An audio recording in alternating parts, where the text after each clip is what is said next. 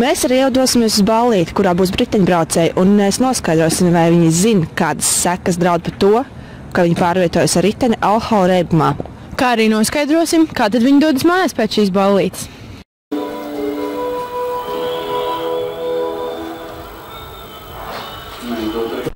Sveicināti alkoholiķi riteņbraucēji! Nāciet līdz, tūlīt dosimies nofilmēt vienu vīrieti, kas istabas tālākajā stūrī mazliet iecēris, gatavojās braukt mājās ar velosipēdu. Ejam! Vai tu esi kādreiz braucis alkohola reibumā ar riteni? Jā, esmu. Vai tu zini, kādi sodi pienākas par braukšanu alkohola reibumā ar riteni? Nē, nezinu, un arī tas mani neuztrauc īpaši. Vai jūs esat braucis ar velosipēdu alkohola reibumā? Ir gadījies pāris reizes.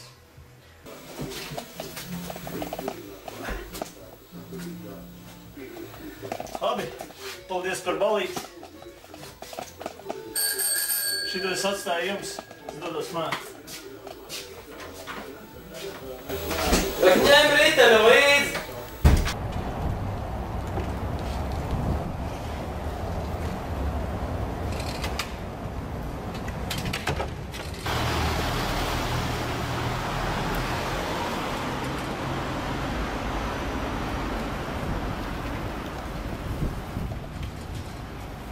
Esmu dzēris un es pārvietojos ar velosipēdu.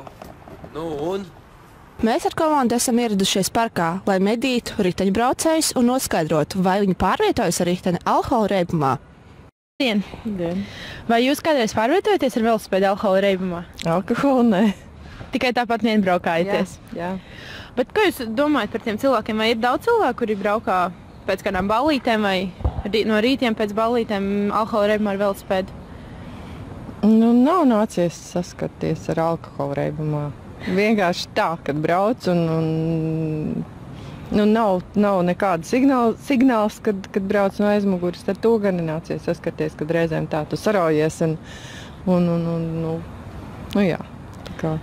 Jā, bet vai jūs zināt, kad pienākās arī sodi, ka tas nav tā vienkārši? Jā, to, ka pienāks sodi, es zinu, bet kāda soda es nezinu.